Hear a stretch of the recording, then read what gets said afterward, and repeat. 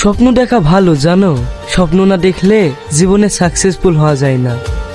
আজ দেখো কি নাই আমার কাছে, টাকা পয়সা গাড়ি বাড়ি সব আছে, এমন কি তোমার থেকে সুন্দর একটা গার্লফ্রেন্ডও আছে।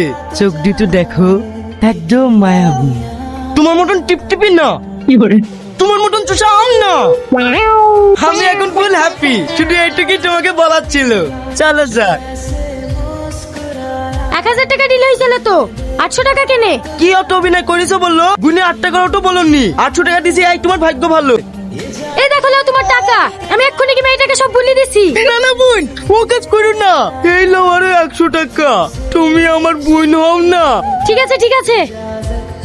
তোমার কত? টোটাল 1700 টাকা। 1700?